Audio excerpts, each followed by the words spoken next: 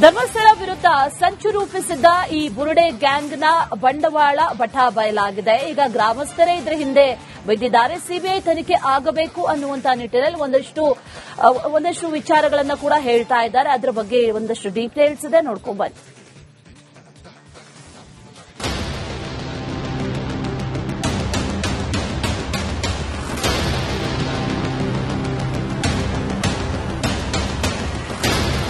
ತಾನೊಂದು ಬಗೆದರೆ ದೈವವೊಂದು ಬಗೆಯುತ್ತೆ ಅನ್ನೋ ಗಾದೆ ಮಾತಿದೆ.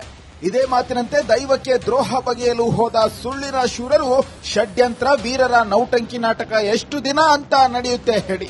ಇದೀಗ ಬುರುಡೆ ಗ್ಯಾಂಗ್ನ ಬೃಹನ್ನಾಟಕ ಜಗತ್ತಿನ ಮುಂದೆ ಬಯಲಾಗಿದೆ. ಬಂಧನ ಭೀತಿಗೆ ತಾವೇ ಕೊಟ್ಟ ಕೇಸ್ ರದ್ದತಿಗಾಗಿ ಹೈಕೋರ್ಟ್ ಮೆಟ್ಟಿಲೇರಿದ್ದಾರೆ.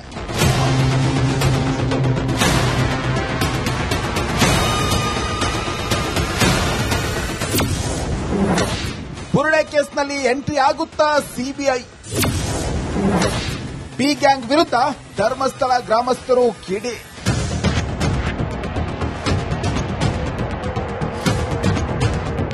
ಧರ್ಮಸ್ಥಳದ ವಿರುದ್ಧ ಮಹಾ ಷಡ್ಯಂತ್ರದ ಪ್ಲಾನ್ ತಲೆಕೆಳಗಾಗಿದೆ. ಎಸ್ಐಟಿ ತನಿಖೆಯಿಂದ ಬುರುಡೆ ಗ್ಯಾಂಗ್ನ ಬುಡ ಶೇಕ್ ಆಗಿದೆ. ಇದರಿಂದ ಬಚಾವಾಗಲು ತಾವೇ ಹೂಡಿದ್ದ ಕೇಸ್ ರದ್ದು ಮಾಡುವಂತೆ ಹೈಕೋರ್ಟ್ ಮೆಟ್ಟಿಲೇರಿದ್ದಾರೆ. ಆದ್ರೆ ನೋಡಿ, ಕರ್ಮ ಬಿಟ್ಟರು ನಾವು ಬಿಡಲ್ಲ ಅಂತಿದ್ದಾರೆ ಧರ್ಮಸ್ಥಳ ಗ್ರಾಮಸ್ಥರು. ಇಡೀ ಕೇಸ್ ಸಿಬಿಐಗೆ ವಹಿಸುವಂತೆ ಆಗ್ರಹಿಸುತ್ತಿದ್ದಾರೆ. ಖಂಡಿತವಾಗಿ ಎಸ್ಐಟಿಯಲ್ಲಿ ಫೈಲ್ ತಯಾರಾಗಿದೆ. ಸಂಪೂರ್ಣವಾಗಿ ಎಲ್ಲ ಅದರ ವರದಿ ಬರುವಂತ ಹಂತದಲ್ಲಿದೆ. ಈ ಸಂದರ್ಭದಲ್ಲಿ ಯಾವುದೇ ಕಾರಣಕ್ಕೆ ಎಸ್ಐಟಿ ತನಿಖೆ ನಿಲ್ಲಿಸಬಾರದು. ಒಂದು ವೇಳೆ ಎಸ್ಐಟಿಗೆ ಇದರಿಂದ ತೊಂದರೆ ಆಗ್ತದೆ ಅಂತ ಹೇಳಿದ್ರೆ ಸರ್ಕಾರಕ್ಕೆ ನಾವು ಆಗ್ರಹ ಮಾಡ್ತಿದ್ದೇನೆ. ಖಂಡಿತವಾಗಿ ಸಿಬಿಐ ತನಿಖೆ ಇದ್ರೆ ಮೇಲ್ಮಟ್ಟದ ತನಿಖೆಯನ್ನು ಮಾಡಿಸಿ ಎಸ್ಐಟಿ ಫೈಲ್ ಅನ್ನು ಮುಂದುವರಿಸಬೇಕು. ಆ ತನಿಖೆ ಮುಂದುವರಿಬೇಕು ಅಂತ ಹೇಳುವಂತಹ ಆಗ್ರಹವನ್ನು ನಾನು ವೈಯಕ್ತಿಕವಾಗಿ ಮಾಡ್ತಾ ಇದ್ದೇನೆ. ಸಿಕ್ಕಿ ಬೀಳುವ ಭಯದಲ್ಲಿ ತನಿಖೆ ಬೇಡ ಅಂತಾರೆ. ಒಬ್ಬ ತನಿಖೆಯಿಂದ ನನಗೆ ತನಿಖೆ ಬೇಡ ಅಂತೇಳಿ ಯಾವಾಗ ಹೇಳ್ತಾನೆ ಅಂತ ಹೇಳಿದ್ರೆ ಒಬ್ಬ ಪ್ರಾಮಾಣಿಕನಾಗಿರಬೇಕು, ಇಲ್ಲ ಅವನು ದೋಷಪೂರಿತನಾಗಿರಬೇಕು.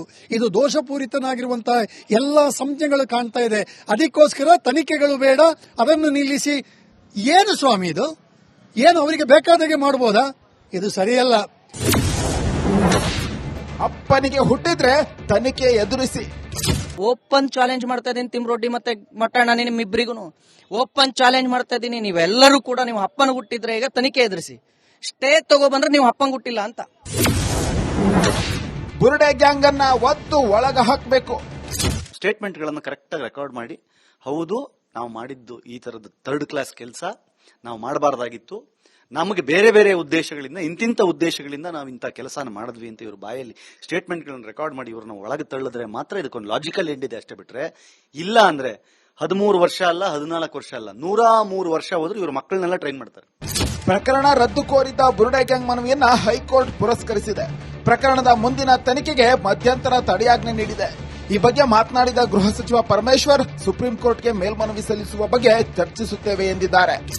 ಇದು ಆರ್ಡರ್ ನೋಡಿಲ್ಲ ನಾನು, ಆದ್ರೆ ಅದಕ್ಕೆ ಕಾನೂನು ಇಲಾಖೆಯಲ್ಲಿ ಅಥವಾ ನಮ್ಮ ಅಡ್ವೊಕೇಟ್ ಜನರಲ್ ಜೊತೆ ಎಲ್ಲ ಚರ್ಚೆ ಮಾಡಿ, ಕಾನೂನು ಟೀಮ್, ಲೀಗಲ್ ಟೀಮ್ ಏನಿದೆ ಅದ್ರ ಜೊತೆ ಚರ್ಚೆ ಮಾಡಿ ಮುಂದಿನ ಕ್ರಮ ತಗೊಳ್ತೀವಿ. ಅಪೀಲ್ ಆಗ್ಬೇಕಾ, ಸುಪ್ರೀಂ ಕೋರ್ಟಿಗೆ ಹೋಗ್ಬೇಕಾ, ಇದೆಲ್ಲ ಚರ್ಚೆ ಮಾಡ್ತೀವಿ.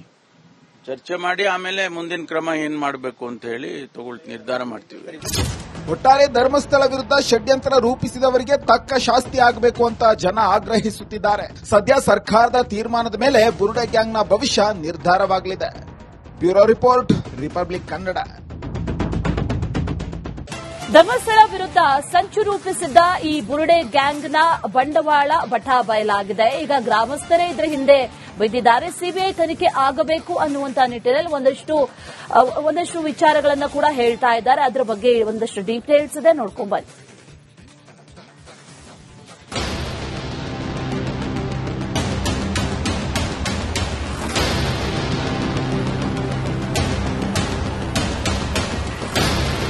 ತಾನೊಂದು ಬಗೆದರೆ ದೈವವೊಂದು ಬಗೆಯುತ್ತೆ ಅನ್ನೋ ಗಾದೆ ಮಾತಿದೆ.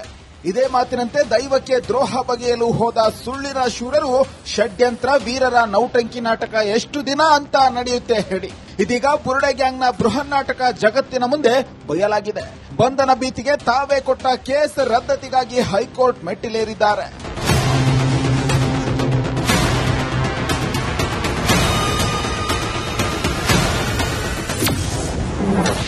ಬುರುಡೆ ಕೇಸ್ನಲ್ಲಿ ಎಂಟ್ರಿ ಆಗುತ್ತಾ ಸಿಬಿಐ?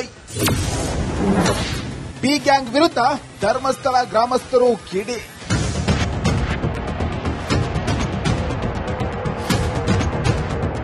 ಧರ್ಮಸ್ಥಳದ ವಿರುದ್ಧ ಮಹಾ ಷಡ್ಯಂತ್ರದ ಪ್ಲಾನ್ ತಲೆಕೆಳಗಾಗಿದೆ. ಎಸ್ಐಟಿ ತನಿಖೆಯಿಂದ ಬುರುಡೆ ಗ್ಯಾಂಗ್ನ ಬುಡ ಶೇಕ್ ಆಗಿದೆ. ಇದರಿಂದ ಬಚಾವಾಗಲು ತಾವೇ ಹೂಡಿದ್ದ ಕೇಸ್ ರದ್ದು ಮಾಡುವಂತೆ ಹೈಕೋರ್ಟ್ ಮೆಟ್ಟಿಲೇರಿದ್ದಾರೆ.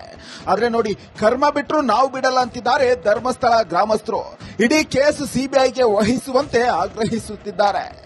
ಖಂಡಿತವಾಗಿ ಎಸ್ಐಟಿಯಲ್ಲಿ ಫೈಲ್ ತಯಾರಾಗಿದೆ, ಸಂಪೂರ್ಣವಾಗಿ ಎಲ್ಲ ಅದರ ವರದಿ ಬರುವಂತ ಹಂತದಲ್ಲಿದೆ. ಈ ಸಂದರ್ಭದಲ್ಲಿ ಯಾವುದೇ ಕಾರಣಕ್ಕೆ ಎಸ್ಐಟಿ ತನಿಖೆ ನಿಲ್ಲಿಸಬಾರದು. ಒಂದು ವೇಳೆ ಎಸ್ಐಟಿಗೆ ಇದರಿಂದ ತೊಂದರೆ ಆಗ್ತದೆ ಅಂತ ಹೇಳಿದ್ರೆ ಸರ್ಕಾರಕ್ಕೆ ನಾವು ಆಗ್ರಹ ಮಾಡ್ತಿದ್ದೇನೆ. ಖಂಡಿತವಾಗಿ ಸಿಬಿಐ ತನಿಖೆ ಇದ್ರೆ ಮೇಲ್ಮಟ್ಟದ ತನಿಖೆಯನ್ನು ಮಾಡಿಸಿ ಎಸ್ಐಟಿ ಫೈಲ್ ಅನ್ನು ಮುಂದುವರಿಸಬೇಕು, ಆ ತನಿಖೆ ಮುಂದುವರಿಬೇಕು ಅಂತ ಹೇಳುವಂತ ಆಗ್ರಹವನ್ನು ನಾನು ವೈಯಕ್ತಿಕವಾಗಿ ಮಾಡ್ತಾ ಇದ್ದೇನೆ. ಸಿಕ್ಕಿ ಬೀಳುವ ಭಯದಲ್ಲಿ ತನಿಖೆ ಬೇಡ ಅಂತಾರೆ. ಒಬ್ಬ ತನಿಖೆಯಿಂದ ನನಗೆ ತನಿಖೆ ಬೇಡ ಅಂತ ಹೇಳಿ ಯಾವಾಗ ಹೇಳ್ತಾನೆ ಅಂತ ಹೇಳಿದ್ರೆ ಒಬ್ಬ ಪ್ರಾಮಾಣಿಕನಾಗಿರಬೇಕು, ಇಲ್ಲ ಅವನು ದೋಷಪೂರಿತನಾಗಿರಬೇಕು. ಇದು ದೋಷಪೂರಿತನಾಗಿರುವಂತಹ ಎಲ್ಲಾ ಸಂಜ್ಞೆಗಳು ಕಾಣ್ತಾ ಇದೆ. ಅದಕ್ಕೋಸ್ಕರ ತನಿಖೆಗಳು ಬೇಡ, ಅದನ್ನು ನಿಲ್ಲಿಸಿ. ಏನು ಸ್ವಾಮಿ ಇದು? ಏನು ಅವರಿಗೆ ಬೇಕಾದಾಗೆ ಮಾಡಬಹುದಾ? ಇದು ಸರಿಯಲ್ಲ.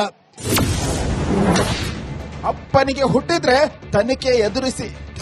ಓಪನ್ ಚಾಲೆಂಜ್ ಮಾಡ್ತಾ ಇದೀನಿ ತಿಮ್ರೊಡ್ಡಿ ಮತ್ತೆ ಮಟ್ಟಣ್ಣ, ನಿಮ್ಮಿಬ್ಬರಿಗೂ ಓಪನ್ ಚಾಲೆಂಜ್ ಮಾಡ್ತಾ ಇದೀನಿ. ನೀವೆಲ್ಲರೂ ಕೂಡ ನೀವು ಅಪ್ಪನ ಹುಟ್ಟಿದ್ರೆ ಈಗ ತನಿಖೆ ಎದುರಿಸಿ. ಸ್ಟೇ ತಗೊಬಂದ್ರೆ ನೀವು ಅಪ್ಪನ ಹುಟ್ಟಿಲ್ಲ ಅಂತ. ಬುರುಡೆ ಗ್ಯಾಂಗ್ ಅನ್ನ ಒತ್ತು ಒಳಗ ಹಾಕಬೇಕು. ಸ್ಟೇಟ್ಮೆಂಟ್ ಗಳನ್ನು ಕರೆಕ್ಟ್ ಆಗಿ ರೆಕಾರ್ಡ್ ಮಾಡಿ, ಹೌದು ನಾವು ಮಾಡಿದ್ದು ಈ ತರದ ಥರ್ಡ್ ಕ್ಲಾಸ್ ಕೆಲಸ, ನಾವು ಮಾಡಬಾರ್ದಾಗಿತ್ತು, ನಮಗೆ ಬೇರೆ ಬೇರೆ ಉದ್ದೇಶಗಳಿಂದ ಇಂತಿಂತ ಉದ್ದೇಶಗಳಿಂದ ನಾವು ಇಂಥ ಕೆಲಸನ ಮಾಡಿದ್ವಿ ಅಂತ ಇವ್ರ ಬಾಯಲ್ಲಿ ಸ್ಟೇಟ್ಮೆಂಟ್ ಗಳನ್ನು ರೆಕಾರ್ಡ್ ಮಾಡಿ ಇವ್ರನ್ನ ಒಳಗೆ ತಳ್ಳಿದ್ರೆ ಮಾತ್ರ ಇದಕ್ಕೊಂದು ಲಾಜಿಕಲ್ ಎಂಡ್ ಇದೆ. ಅಷ್ಟೇ ಬಿಟ್ರೆ ಇಲ್ಲ ಅಂದ್ರೆ 13 ವರ್ಷ ಅಲ್ಲ, 14 ವರ್ಷ ಅಲ್ಲ, 103 ವರ್ಷ ಹೋದ್ರು ಇವ್ರ ಮಕ್ಕಳನ್ನೆಲ್ಲ ಟ್ರೈನ್ ಮಾಡ್ತಾರೆ. ಪ್ರಕರಣ ರದ್ದು ಕೋರಿದ್ದ ಬುರುಡೆ ಗ್ಯಾಂಗ್ ಮನವಿಯನ್ನ ಹೈಕೋರ್ಟ್ ಪುರಸ್ಕರಿಸಿದೆ. ಪ್ರಕರಣದ ಮುಂದಿನ ತನಿಖೆಗೆ ಮಧ್ಯಂತರ ತಡೆಯಾಜ್ಞೆ ನೀಡಿದೆ. ಈ ಬಗ್ಗೆ ಮಾತನಾಡಿದ ಗೃಹ ಸಚಿವ ಪರಮೇಶ್ವರ್, ಸುಪ್ರೀಂ ಕೋರ್ಟ್ಗೆ ಮೇಲ್ಮನವಿ ಸಲ್ಲಿಸುವ ಬಗ್ಗೆ ಚರ್ಚಿಸುತ್ತೇವೆ ಎಂದಿದ್ದಾರೆ. ಇದು ಆರ್ಡರ್ನ ನೋಡಿಲ್ಲ ನಾನು, ಆದ್ರೆ ಅದಕ್ಕೆ ಕಾನೂನು ಇಲಾಖೆಯಲ್ಲಿ ಅಥವಾ ನಮ್ಮ ಅಡ್ವೊಕೇಟ್ ಜನರಲ್ ಜೊತೆ ಎಲ್ಲ ಚರ್ಚೆ ಮಾಡಿ, ಕಾನೂನು ಟೀಮ್, ಲೀಗಲ್ ಟೀಮ್ ಏನಿದೆ ಅದ್ರ ಜೊತೆ ಚರ್ಚೆ ಮಾಡಿ ಮುಂದಿನ ಕ್ರಮ ತಗೊಳ್ತೀವಿ. ಅಪೀಲ್ ಆಗ್ಬೇಕಾ, ಸುಪ್ರೀಂ ಕೋರ್ಟಿಗೆ ಹೋಗ್ಬೇಕಾ, ಇದೆಲ್ಲ ಚರ್ಚೆ ಮಾಡ್ತೀವಿ. ಚರ್ಚೆ ಮಾಡಿ ಆಮೇಲೆ ಮುಂದಿನ ಕ್ರಮ ಏನ್ ಮಾಡಬೇಕು ಅಂತ ಹೇಳಿ ನಿರ್ಧಾರ ಮಾಡ್ತೀವಿ. ಒಟ್ಟಾರೆ ಧರ್ಮಸ್ಥಳ ವಿರುದ್ಧ ಷಡ್ಯಂತ್ರ ರೂಪಿಸಿದವರಿಗೆ ತಕ್ಕ ಶಾಸ್ತಿ ಆಗಬೇಕು ಅಂತ ಜನ ಆಗ್ರಹಿಸುತ್ತಿದ್ದಾರೆ. ಸದ್ಯ ಸರ್ಕಾರದ ತೀರ್ಮಾನದ ಮೇಲೆ ಬುರುಡೆ ಗ್ಯಾಂಗ್ನ ಭವಿಷ್ಯ ನಿರ್ಧಾರವಾಗಲಿದೆ. Bureau report, republic Kannada. Dharmasthala ವಿರುದ್ಧ ಸಂಚು ರೂಪಿಸಿದ್ದ ಈ ಬುರುಡೆ ಗ್ಯಾಂಗ್ನ ಬಂಡವಾಳ ಬಯಲಾಗಿದೆ. ಈಗ ಗ್ರಾಮಸ್ಥರೇ ಇದರ ಹಿಂದೆ ಬಿದ್ದಿದ್ದಾರೆ. ಸಿಬಿಐ ತನಿಖೆ ಆಗಬೇಕು ಅನ್ನುವಂತ ನಿಟ್ಟಿನಲ್ಲಿ ಒಂದಷ್ಟು ವಿಚಾರಗಳನ್ನ ಕೂಡ ಹೇಳ್ತಾ ಇದ್ದಾರೆ. ಅದರ ಬಗ್ಗೆ ಒಂದಷ್ಟು ಡೀಟೇಲ್ಸ್ ಇದೆ, ನೋಡ್ಕೊಂಡ್ ಬನ್ನಿ.